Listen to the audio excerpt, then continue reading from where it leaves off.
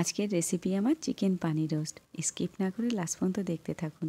অনেক আগের কালে কিন্তু এইভাবেই চিকেন রান্না করা হতো, অনেক স্বাস্থ্যসম্মত আর অনেক বেশি মজার।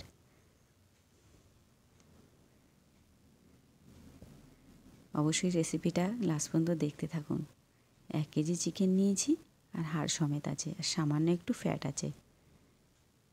1 টেবিল চামচ ভিনিগার দিয়ে আর স্বাদ মতো লবণ। খুব ভালো করে চিকেনের সঙ্গে ম্যাসাজ করে করে মাখিয়ে 10 মিনিট রেস্টে রাখবো। চিকেনের মধ্যে থেকে এক্সট্রা ব্লাডটা একদম বার হয়ে যাবে লবণ আর ভিনিগার দেওয়ার ফলে, আর গন্ধটাও চলে যাবে। ব্যাস, এবার একটা স্ট্রেনারে একদম ব্লাডগুলো ঝরিয়ে নেব।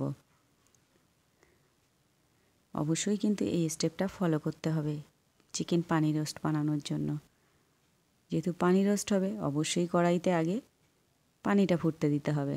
2 কাপ পানি নিয়েছি, স্বাদ মতো লবণ, হাফ চামচ ঝাল লঙ্কার গুঁড়ো, 5-6টা রসুন কুচি করে নিয়েছি, 5-6টা কাঁচা লঙ্কা কুচি, আর 1 টেবিল চামচ সরিষার তেল। এটা টেস্টটা অনেক বাড়িয়ে দেবে। ঢাকনা চাপা দিয়ে হাই হিটে জাল করব। ততক্ষণে 10-12টা গোলমরিচ ক্রাশ করে দিয়ে দেবো, আর 5-6টা গোটা দেব।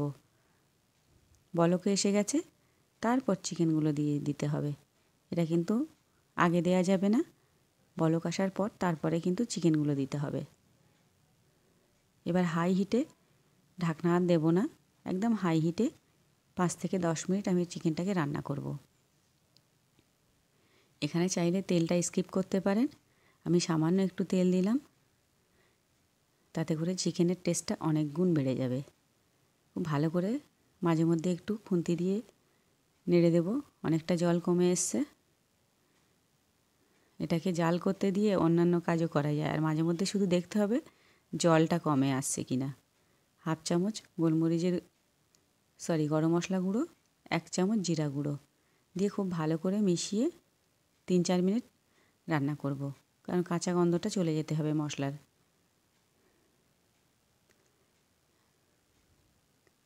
অনেকটা ঝোলও গাঢ় হয়ে এসছে। এবার এই পর্যায়ে আমি একটা লেবুর হাফ রস চেপে একদম দিয়ে দেবো। এটা চিকেনের স্বাদ অনেক গুণ বেড়ে যাবে। ঢাকনা চাপা দিয়ে গ্যাসের ফ্লেম বন্ধ করে দেবো। 5 মিনিট অপেক্ষা করব, তারপর ঢাকনাটা খুলছি। কত সুন্দর একটা রেসিপি, কত সহজ। সামান্য কয়েকটা উপকরণ দিয়ে কিন্তু বানিয়েছি, আর অনেক স্বাস্থ্যকর। অবশ্যই বাড়িতে কিন্তু একবার ট্রাই করবেন, আর ভালো লাগলে অবশ্যই লাইক কমেন্ট শেয়ার করবেন। চ্যানেলটিকে সাবস্ক্রাইব করবেন, আর এরকম নিত্য নতুন রেসিপি পেতে অবশ্যই বাটা মশলা কিচেনে চোখ রাখবেন। কত রেয়ার একটা রেসিপি করে দেখালাম আজকে, একটা লাইক তো হবেই। নেক্সট ভিডিও খুব তাড়াতাড়ি পোস্ট করছি। ভালো থাকবেন, সুস্থ থাকবেন, চ্যানেলটিকে সাবস্ক্রাইব করতে ভুলবেন না কিন্তু। আজকে এখানেই বিদায় নিচ্ছি।